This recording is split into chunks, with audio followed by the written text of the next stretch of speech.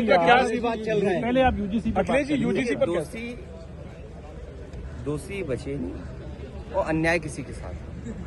ये जो सवर्णों सर, जो सवर्णों का प्रोटेस्ट चल रहा है, आप उसको क्या लगता है आपको? मायावती ने दोषी बचे नहीं, मैंने आपसे कहा दोषी बचे नहीं और निर्दोष फंसे नहीं, निर्दोष फंसे नहीं। सरकार ये कह रही है शंकराचार्य बेचारे इतने अपमानित किए गए। कौन जो सनातनी का सबसे ज्यादा नारा बड़ा देते थे, उन्होंने हमारे शंकराचार्य, पूजनीय शंकराचार्य का अपमान किया। क्या प्राइवेट ड्रेस में पुलिस उनका रथ नहीं खींच रही थी? किसने नहीं देखी तस्वीरें वो? और सोचिए, स्नान नहीं करने दिया, वो परंपरा को तोड़ा उन्होंने।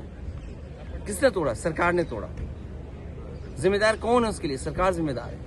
हमारे पूजनीय शंकराचार्य को दुखी करने का, उनको अपमान करने का काम अगर किसी ने गया तो भारतीय जनता पार्टी जो सबसे बड़ी ठेकेदार बनती है सनातन धर्म की, उन्होंने। तो ये तो आपने एकदम ठीक कहा।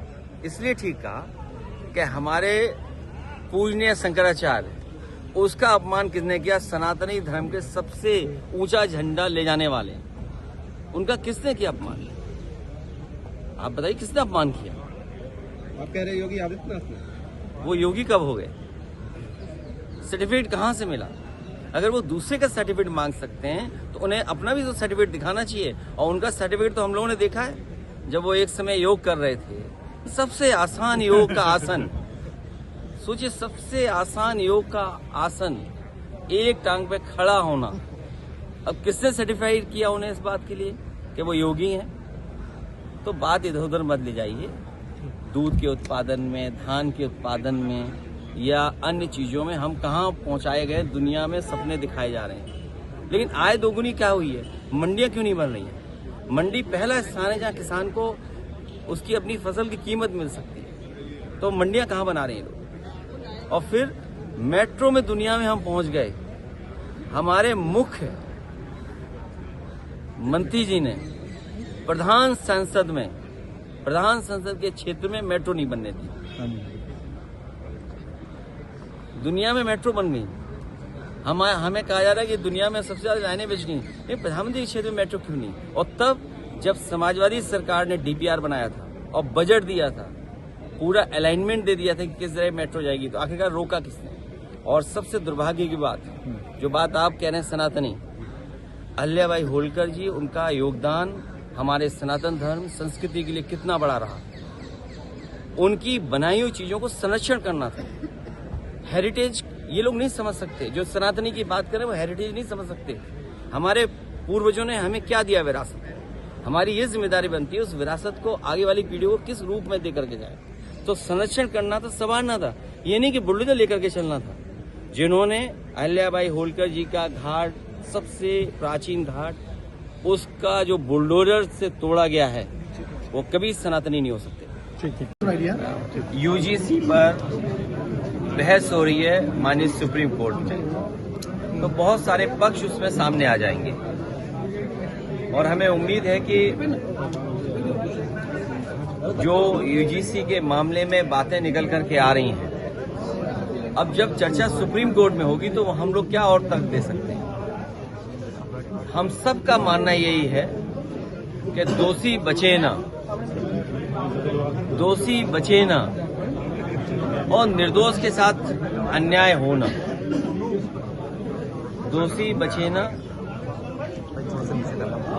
दोषी जो हो वो बचे नहीं और निर्दोष के साथ अन्याय ना हो, ये हम सबका यही मानना है। और इससे पहले भी रेगुलेशन आए थे 2012 में, और 2012 के रेगुलेशंस में कमी क्या रही या उसमें क्या क्या फैसले हुए थे या किस तरह का यूनिवर्सिटी या वहाँ के लोगों ने व्यवहार किया था, टेकअप किया था उनके चीजों को।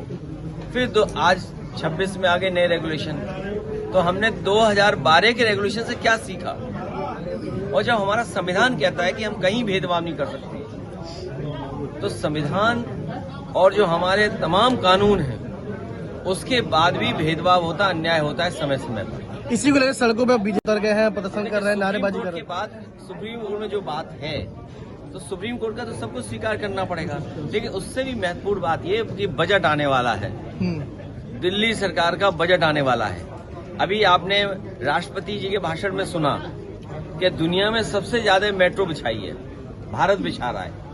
आप बताइए, नोएडा से ग्रेटर नोएडा समाजवादी पार्टी ने बिछाई, नोएडा को दिल्ली से जोड़ने वाली समाजवादी पार्टी ने बिछाई।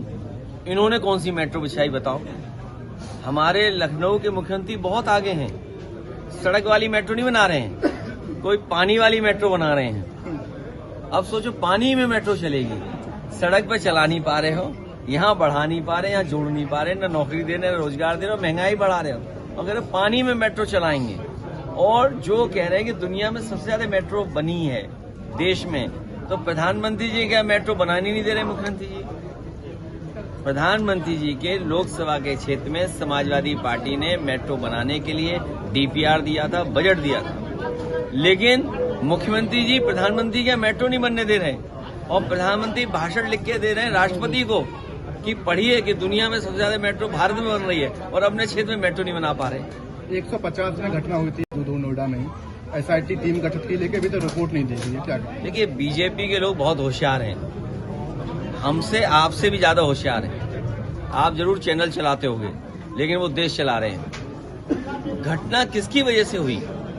और सवाल घटना का नहीं है, सवाल ये है कि वो बच्चा गाड़ी के ऊपर खड़ा होकर के पुलिस को और मदद को बुला रहा था, और पुलिस क्यों नहीं पहुंची? अब वो गुजरात के थे, सुनने में आया प्रधानमंत्री गुजरात के हैं। अब बताइए, प्रधानमंत्री गुजरात के होने के बाद एक गुजराती बच्चे को नहीं बचा पाई सरकार। पुलिस क्या कर रही थी? पुलिस को समय पर जानकारी के बाद पुलिस नहीं पहुंच पाई। घटना तो कहीं भी होगी, लेकिन उसके बाद पुलिस क्यों नहीं बचा रहे? सुनने में आया जो लोग पहले पहुंचे थे वो ठंडा पानी होने की वजह से बचाने के लिए नहीं आगे आए। ये सच आप लोग बेहतर समझते होंगे। अब बीजेपी ने मैनेज कर लिया है सब मामला, उस पर चर्चा नहीं होने देंगे वो लोग। ठीक है।